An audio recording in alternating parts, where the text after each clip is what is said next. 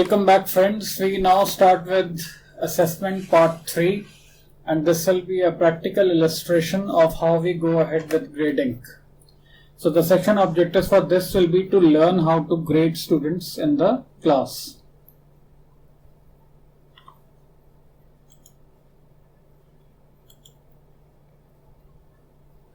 So how do we start? We start with delivery of course. So teacher gives session-wise plan in course outline. Course outline highlights learning outcomes. Each session will indicate the learning outcomes to be achieved. Course will be evaluated continuously and will be divided into different components. Each component will be evaluated and marks will be given to the student. At the end of the course, sum total of the marks will be done, followed by grading, and a 13-point grade system will be followed for this illustration. Now let me make it clear. At the end of the course, sum total of marks will be done. This actually doesn't happen in this way. Each component will be graded, and then after the grading has been done, we go in for finding out the total grade point of the subject and then try to allocate the grade to that particular subject. Now, this is what we do in the subject.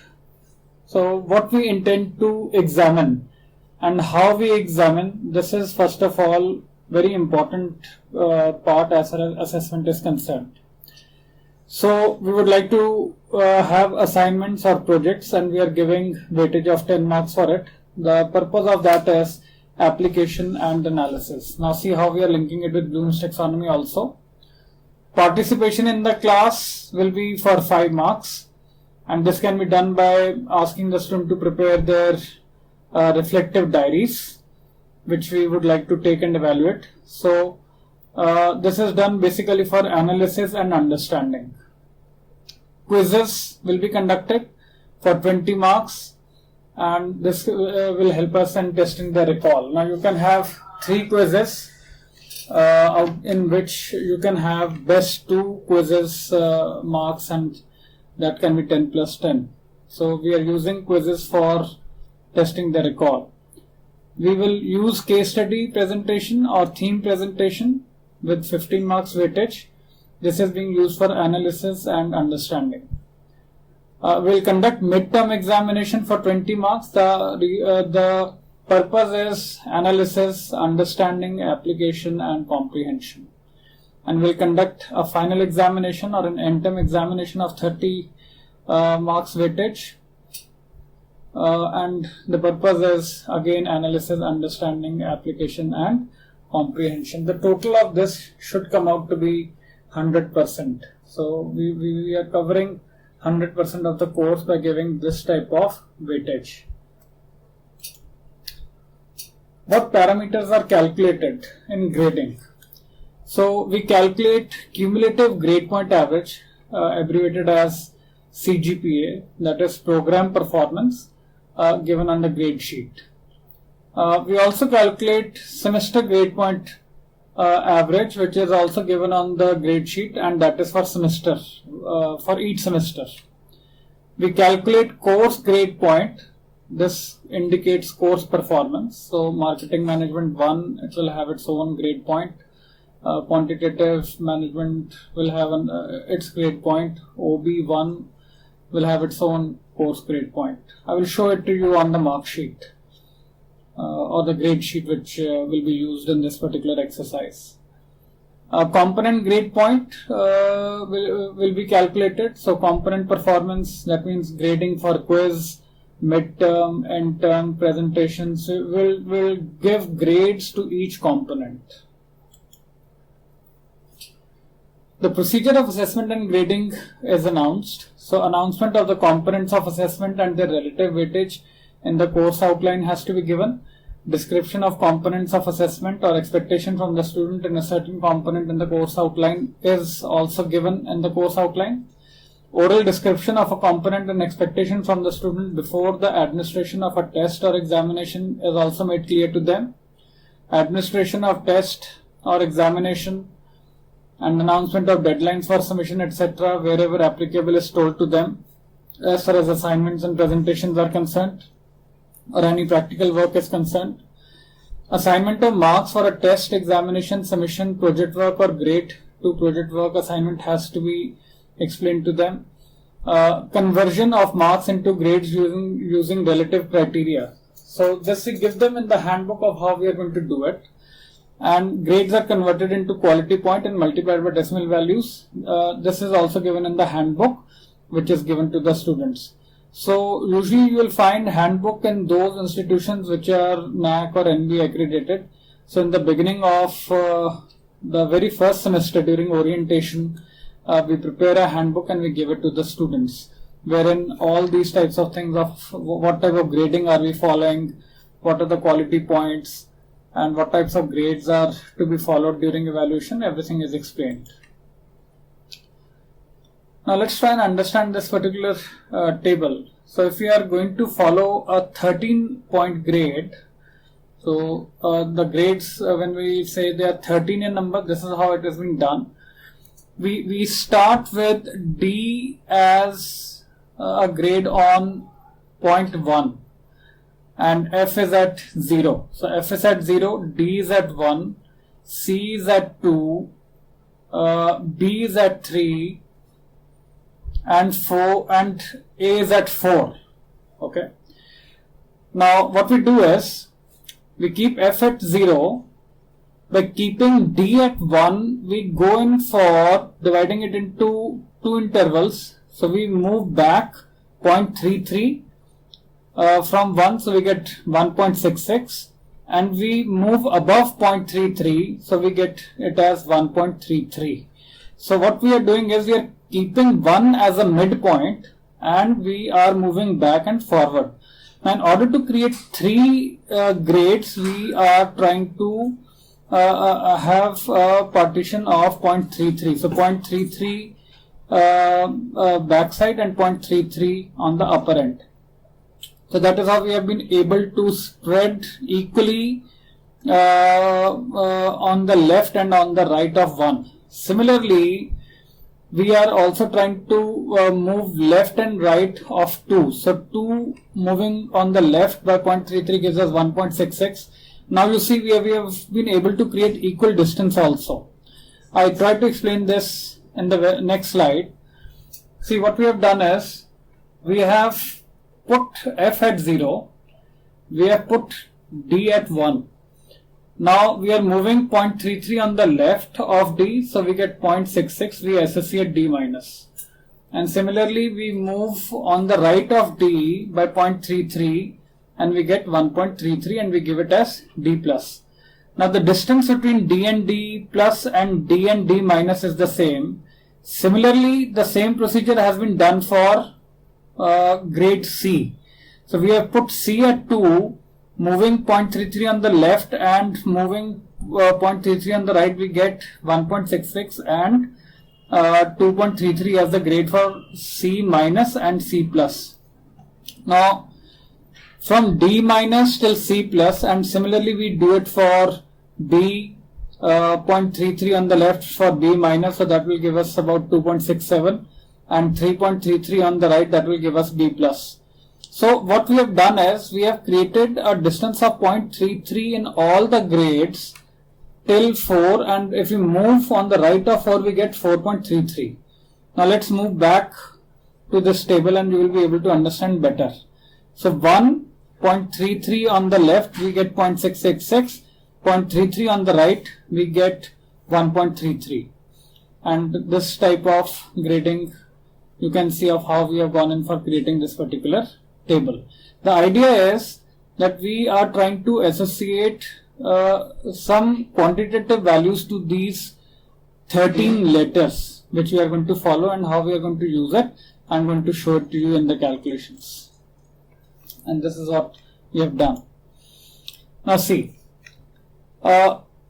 we believe that intelligence is normally distributed. So that means the intelligence of the student to whom we are teaching is normally distributed, wherein there is some percentage of students who are on the lower end, and there are some percentage of the students who are on the higher end. and approximately we believe that 2.5% of the class is on the higher end and 2.5% of the class is on the lower end. Majority of the class is mediocre, so that lies near mean. So 1 sigma on the left and 1 sigma on the right. So that covers 68% of the class. And then there is a class which is moving towards intelligence, so 13.5 when we move towards 2 sigma, and 13.5 on the left when we move towards 0.2 sigma. So the statistic says that if we go for 6 sigma standard deviation on the left and the right, that means 3 on the right and 3 on the left, almost 99.78% of the data is covered. So with that type of background about normal distribution, we tried to fix up the 13 grades as shown in this figure.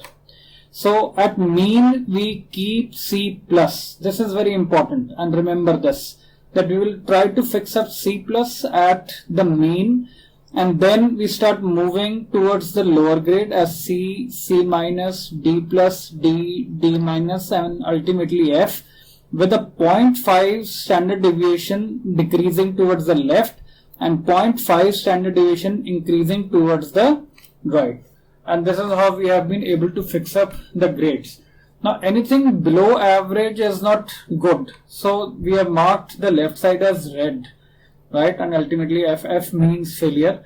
So anything below average we have marked as red, and anything above average we have marked as blue so as to differentiate, and average has been marked as yellow. So we are differentiating by 3 different colors to express our grading, that below C+ things are not good and above C+ things are improving, with A+ as excellent and F as poor.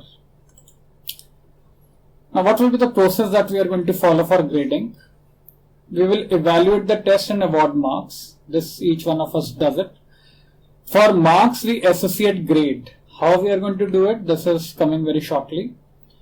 Each component of subject, that is quiz, assignment, internal exam, etc. are graded and alphabets are associated. Then final grade of the subject is calculated along with the grade point of the subject. Semester grade point average is calculated, which is SGPA.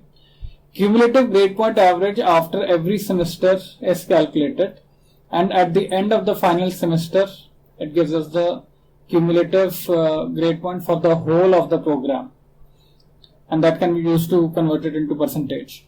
Overall percentage is calculated as per the formula given at the back side of the grade sheet. So whenever the university is giving a grade sheet, all things are printed at the back side of how we are going to read the grades, what does each grade indicate as far as percentage is concerned, and how the percentage has to be calculated using a particular formula that is given at the back side of the grade sheet.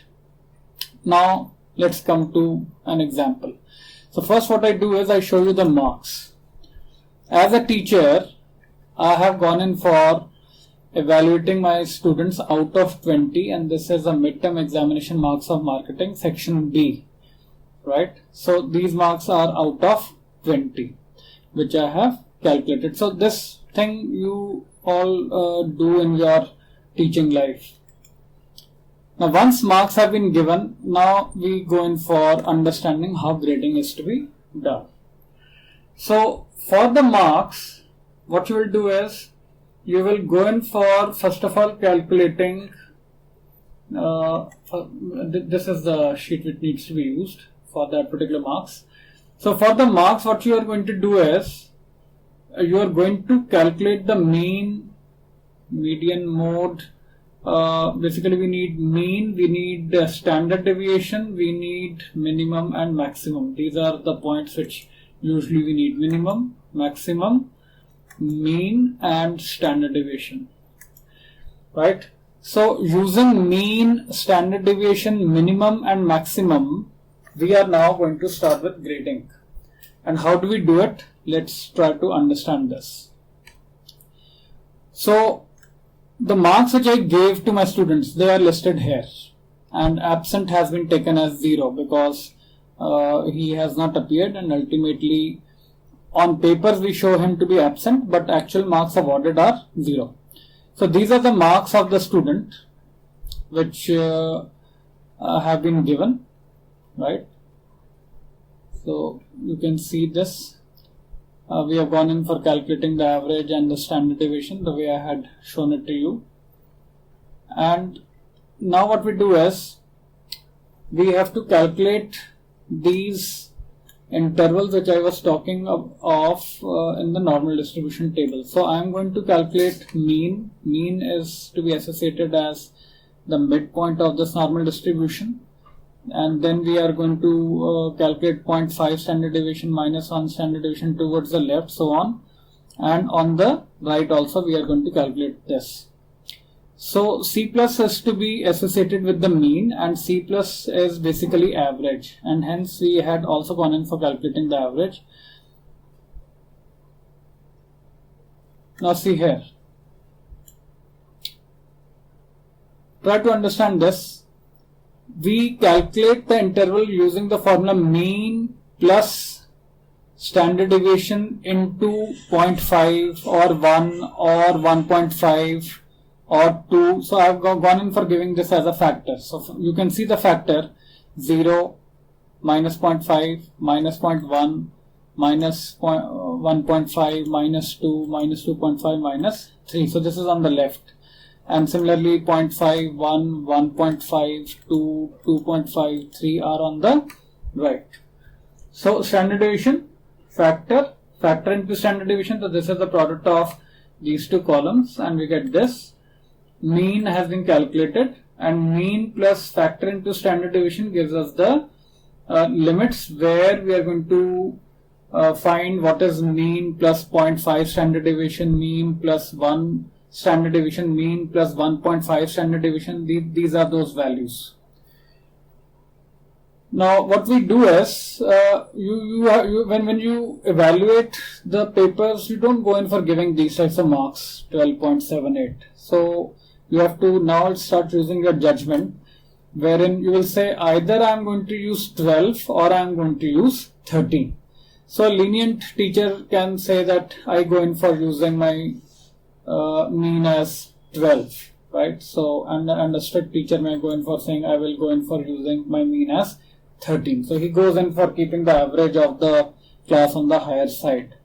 So strict teacher will try to keep the average of the class on the higher side because he has higher expectations, and the lenient teacher will go in for keeping the average of the class on the lower side. He would like to help the students, right? And similarly 12 can also be taken as a moderate grading. So what we have done is we have tried to keep C plus on 13. This is for strict grading. And then if you see the difference 11.52 and 12.78, the difference is almost 1.2. So you can say I'm going to take a discrete value of 1, right? Because it is out of 20. So 13, 12, 11, 10, 9, 8 and 7 are the values which you are trying to associate to those limits which we calculated using the formula. So we usually don't go in for giving marks like 6.3, 6.4.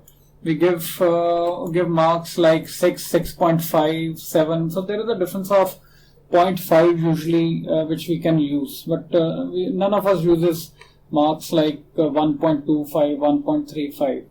Hence what we have done is we have gone in for taking the difference of 1. Now if you are evaluating out of 100, this difference can be of 3 to 4 marks.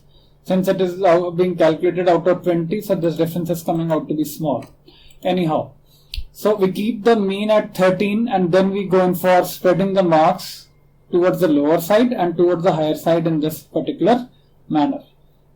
Similarly, if you go in for having mean at 12, you can go in for giving marks like this. And a lenient teacher can say that I gave B minus at 12. So that means he is now trying to give a higher grade at an average which he goes in for deciding. So if you go in for deciding a higher grade at the average which you have decided, you are then showing leniency in your class. And that is how grading is different from marking. In marking, 12 means 12 and 13 means 13. But in grading, through the judgment of the teacher, he can go in for associating a higher grade at an average, thereby giving better grades to an average student, thereby becoming lenient. And that is where criticism of grading came when we were watching the movie by E. Pathshala. Right now, how this can be taken care of by two teachers teaching in different sections, that I will also showcase to you. So once you have gone in for allocating the grades, you say for 13 I am going to give C plus, for 12 I am going to give C, for 11 I am going to give C minus. Now you only have to go in for allocating these grades to the marks which have been obtained by the student. Now how do you start doing this? You say anyone below 8 is fail, right? So see here, anyone below 8 is fail. So you say 7 to 7.9. So someone has got 7.5, you will treat him as fail unless you decide to round off 0.5 to a higher number. Now rounding off to a higher number again shows that you are becoming lenient towards student, because you are giving benefit to the student of 0.5 which is coming through rounding off. So we start like this, that 7 to 7.9 will be treated as fail, 8 to 8.9 will be given as D minus, 9 to 9.9 will be given as D, 10 to 10.9 will be given as D plus. If you are keeping average at 13, see here, 13 is being given C plus, right? So 12 to 12.9 will be given C, and then 13 to 13.9 will be given C plus, 14 to 14.9 will be given B minus. Now why I am saying 14 to 14.9? Because you may be giving marks like 14.5. So 14.5 will then be given as B minus. So what you have done is, you have gone in for deciding your grading scheme in this manner.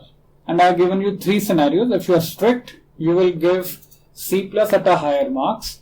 If you are moderate, you are giving C plus, you are keeping mean as the same but at lower marks. But if you are very lenient, you are giving a higher grade at a lower average. Now this is a lenient teacher, right? So just see this, higher grade at 12, and you are considering average not as 13, but you are also decreasing the average to 12. Here a moderate teacher is, he says I will keep the average at C plus, so C plus will be the center point, but this I will associate with 12. A strict teacher says C plus will be a center point, but I will give it at 13. So he goes in for increasing the bar. And that's how these three scenarios have been discussed for strict, moderate and lenient. Right? So you go in for grading like this. Once your grading scheme is ready, now you only have to go in for allocating the grades here in this particular column. Okay, so you can see I have gone in for giving marks like 16.5. So if the 16.5 is to be taken care of as a strict teacher, you will go in for finding that 16.5 is coming here, right? Now this is B plus. So this person will then get grade of B plus. I hope this is clear. Now I move on to a scenario where there are two teachers teaching the same subject, or there are three teachers teaching the same subject in different sections. And usually we go in for following this policy of giving different teachers in different sections if we want to create competition among teachers so that students are benefited. Right? So the principal may decide that I will not like to give all the three sections to one teacher. That's the decision of your director or principal. So how do we go about this? So you will first of all go in for finding out the mean, standard deviation, range, highest and lowest for say class A. This is section A, right? And it is showing the same type of calculations. We are having the factors from 0, 0.5, 1, 1.5. This is the spread of the standard deviations towards on the higher side and spread of standard deviations towards the lower side till -3. So standard deviation is 2.8116. Just we have put here, multiply standard deviation with the factor, so it becomes 0.5 sigma, 1 sigma, 1.5 sigma, 2 sigma. This is how we have gone in for calculating this, right? So this is a simple multiplication. We have gone in for finding the average, so this is your mean, 9.36. Now you may go in for saying I will round it as 9, and a lenient teacher may say that a lenient teacher will say it as 9, and a strict teacher can say I will take mean as 10. Okay, so in this case we have taken the average as 9.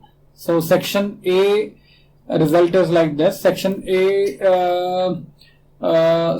A marks are like this, that it is having mean of 9.36.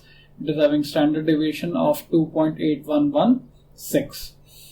So what he does is he goes in for taking his grade C plus at 9, right? So this is a strict teacher, and a lenient teacher is taking grade of B minus at 9.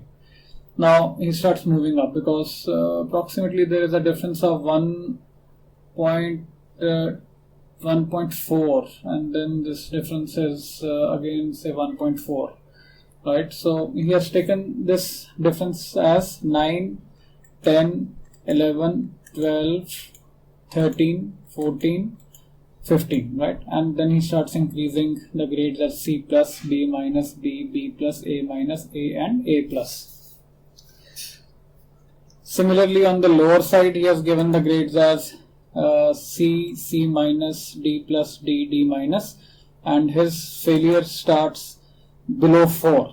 His failure starts below 4 if he is following this grading, where he is taking the middlemost grade of C plus at 9. A lenient teacher can say that I take B minus at 9, and he goes in for, now see what has happened. His A plus has come 14 and above, he is going to give A grade, right?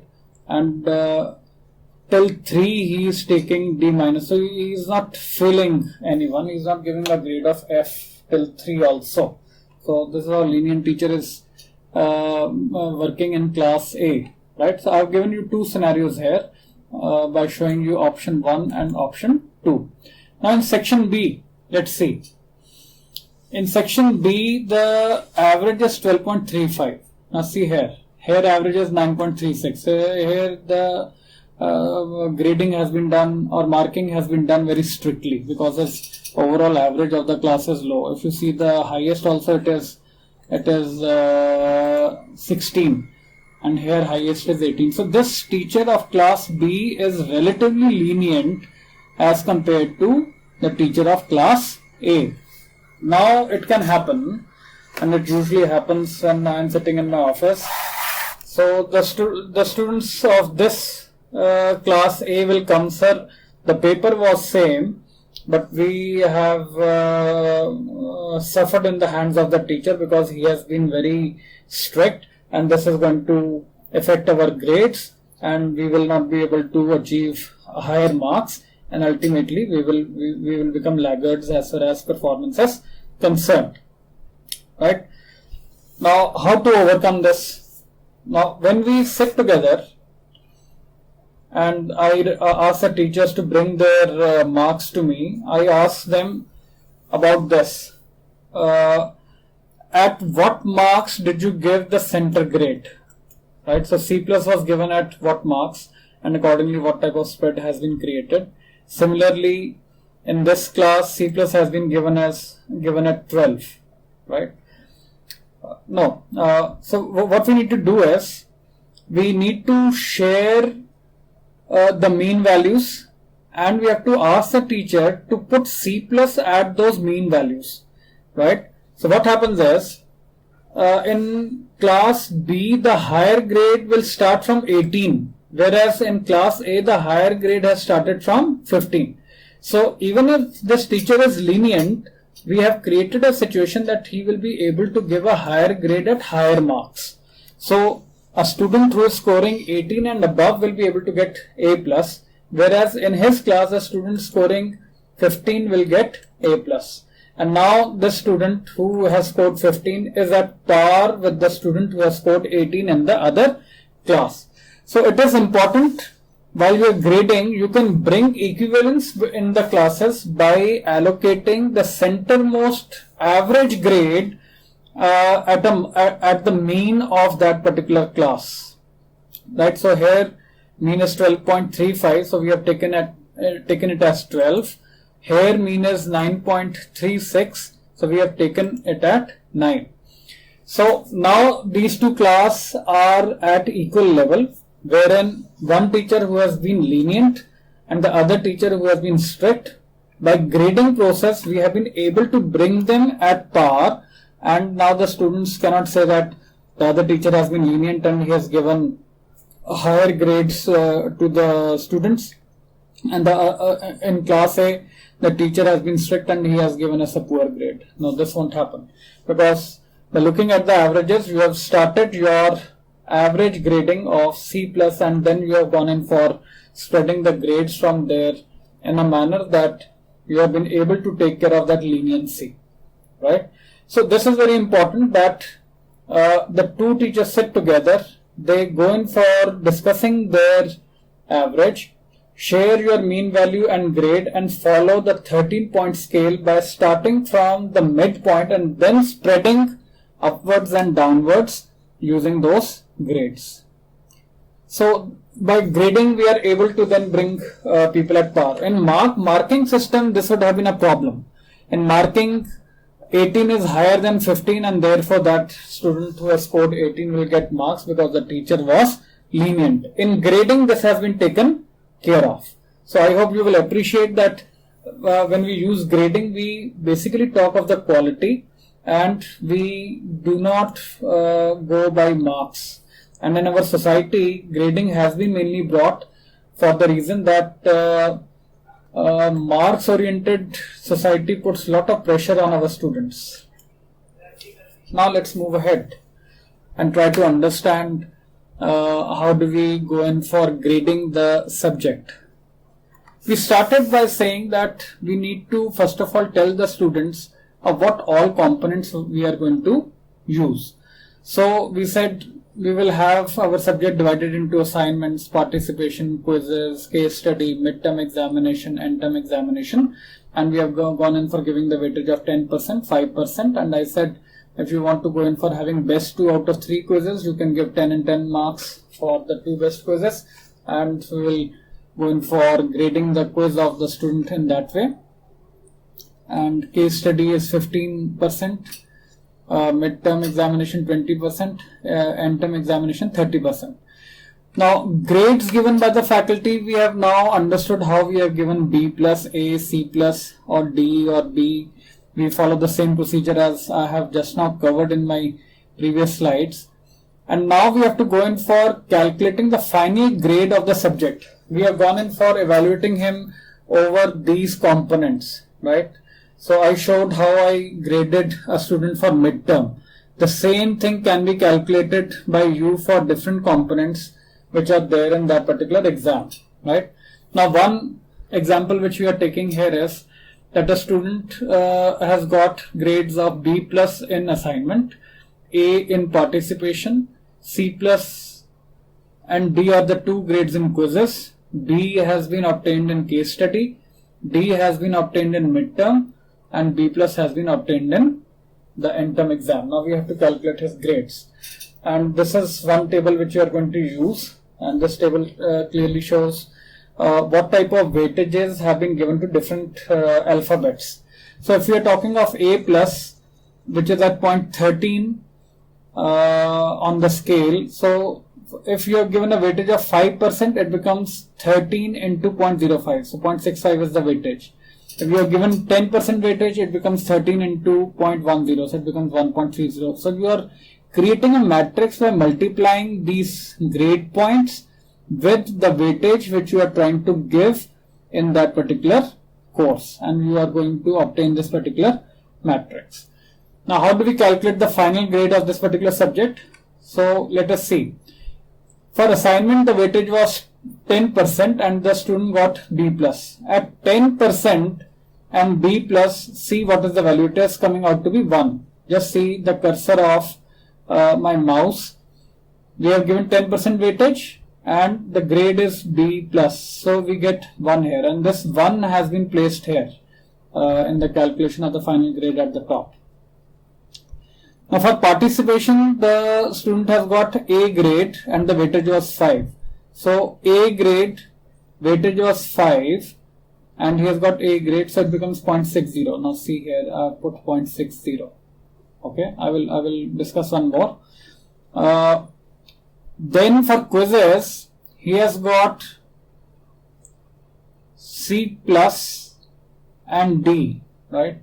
So let's see, the weightage is 10% and C plus and weightage is 10%, so we get 0.35. For D, the weightage is 10%, so take D here and weightage is 10%, so 0.30, right? So we have got 0.30 here, and C plus 10%, C plus at 10%, 0.70 here. So 0.70 and 0.30 are the numbers which we have given for C plus and D here, right? So similarly, we have gone in for giving the other numbers. We have gone in for giving it a total, and now it is given here to arrive at the final grade point for the course. The total of the points should be divided by 3. So we have gone in for doing the total and then we have gone in for dividing by 3. So this is given here, and therefore that particular aspect has been followed. So we get the average of 2.52. Now 2.52 falls in the scale of 1.67 and 2.66 here. Just see. So it says, for assigning the letter grade, the following scheme may be followed.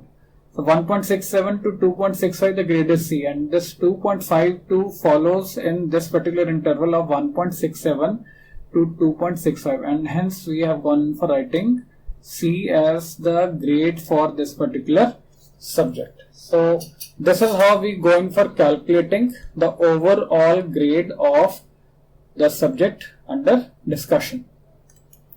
I discuss the same grading for the same subject by using a simpler way. Now you have already understood how we calculated these points from 0.66 to 1.33. I showed you through on a straight line of how 0.33 on the left and 0.33 on the right was added, and we have gone in for creating this particular table 4. Now we have to go in for calculating the final grade of this subject. So what we have done is, assignment has got B plus. Now B plus is having how much? It is having 3.33. So this 3.33 is there. What is the weightage? It is 10%. 10% means 0.1. So 0.1 into 3.33. Now here for participation, weightage is 5%. 5% is 0.05. And he has been able to get grade A, and grade A is having the value as 4. So 0.05 into 4. Now similarly, you go in for multiplying for other components and you get straight away 2.52, and using this table again, it says between 1.67 to 2.65 the grade is C. So this C has again come in that particular manner, and this is a relatively simpler way of giving the grade for that particular subject. So I have helped you understand how to use this table 4 and how to use this conversion table, which is showing the weightage matrix, to calculate the same grade. Now once the grades are calculated on the grade sheet, this is how it looks like. Analysis of macroeconomics, the credits are given. So these credits are coming from the curriculum development, where we have gone in for allocating the credit, giving the weightage to each subject, and these points have been calculated in the same manner as we have gone in for calculating this 2.52. So this 2.52 is the grade point which we are talking of as far as these points are concerned. And these are the grades which we calculated for the subject, like we have calculated C here for this particular subject. So all these things are then written in the award list, right, in the final mark sheet of the student. Now it is having two more components, grade point average. So this grade point average is the average of these points of the subject, right? And then again, using the table, we go in for giving the final grade. So if it is 3.469, 3.469 follows in this, so he is getting a grade B. This is how it has been given, right? So again, that weightage table is being seen, and what we have gone for giving the intervals at the bottom of this table, and this interval is then used. So for 3.67 to 4.33 it will be A, 2.67 to 3.66 it will be B. This particular interval is then being used, right? Now what we do is, we would now like to understand the concept of SGPA and CGPA, because that is again a very important concept, and I will like to explain you that concept also in this particular video. What I have done is, I have gone in for transferring that grade sheet here on the Excel sheet, and I am now going to discuss about how we are going to calculate GPA, how we are going to calculate SGPA, right, and how we are going to calculate CGPA. So just see here. SGPA option 1. Now why I have written option 1? Because in our grade, in our award list, or in our grade sheet which is being given to the student, all subjects were having 3 credits. So things became very easy, right? And in order to avoid confusion regarding calculation of GPA and SGPA, I have taken another option 2, so as to differentiate between them. So as told to you, grade point average will be the average of these grade points. So we go in for adding them. The total comes out to be 24.283, and then we divide it by the number of subjects, and we get this particular value. So it is sum of the grade points of subject divided by number of subjects. Now you can say, sir, for SGP also this is coming out to be the same, whereas the method of calculating is different. What we have done is, we have multiplied column A with column B to get the product AB, and then we have gone in for doing the total, and then we have gone in for dividing this total with the total number of credits, and ultimately we have gone in for getting the value of SGPA. Since the credits are equal, this value happens to be same. But actually, if we go through the option 2, we will find the difference. Now what I have done is, I have deliberately gone in for changing the credits here. So credits become 24 with 4 credits for some subjects, but the grade points are the same. So grade points is the way which we have learnt just now in the slides. So grade points are the same, but the credits are different. So in this case, your product here in XY column is now coming out to be different, right? So what you do is, you divide this product with this total number of credits, and you get this SGPA as 3.49917, whereas the grade point will remain the same as 3.469, because it is the average of the grade points of that particular subject. So grade point is 3.469, but your SGPA now is different. In this case, it is 3.49, whereas here it was 3.46. So I hope you will understand how GPA has been calculated and how semester grade point average has been calculated. It's basically a concept of weighted mean, which we teach in statistics. Now, how SGPA is different from CGPA? As the name suggests, cumulative means over a period of time. So what has accumulated? If we talk of SGPA and CGPA in semester 1, they will be same, because we have only seen the performance of the first semester. So you won't be able to find the difference between SGPA and CGPA in the very first semester. But this difference starts appearing in the second semester onwards, because you will find that the cumulative number of subjects studied by the student now has increased, and hence his cumulative grade point average will also be different. So how do we calculate this? So first thing is, we have calculated SGPA for for semester 1 and for semester 2 in the same way as explained to you above, right? So this is the same way which the same way has been followed to calculate SGPA as done before. But once you have two award list of semester 1 and semester 2, now see what we are trying to do. We are writing all the subjects and their grade points, right? So till second semester the student has gone in for studying 14 subjects.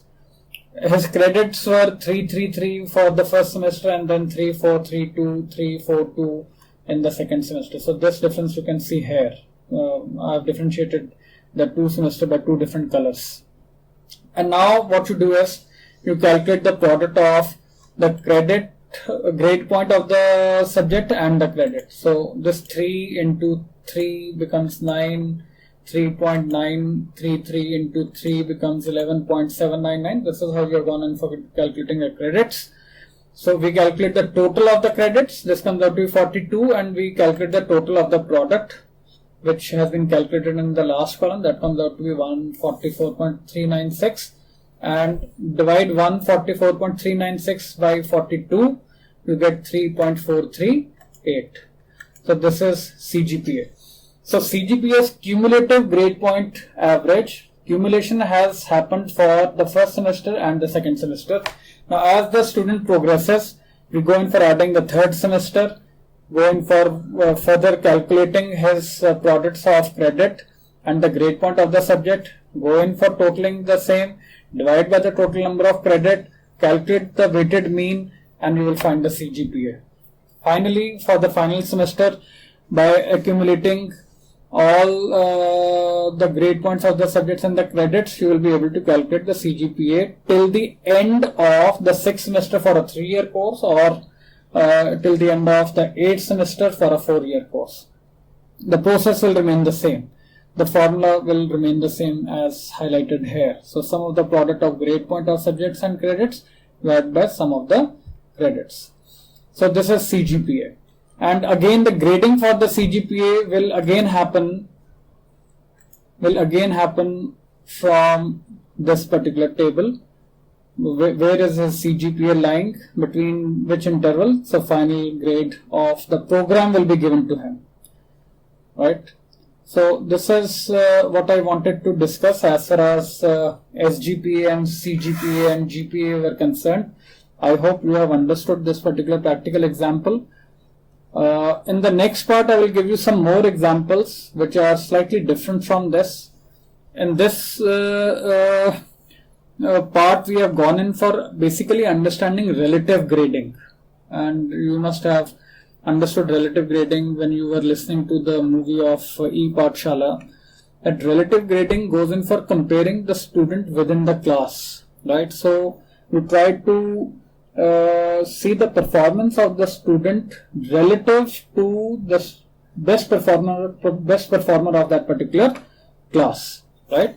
And if you are talking of comparing of one class with the other, then the both faculty members should sit together, discuss their mean, decide their grade which they are going to use for the mean, and the spread, how they are going to spread the grades across marks, with what interval.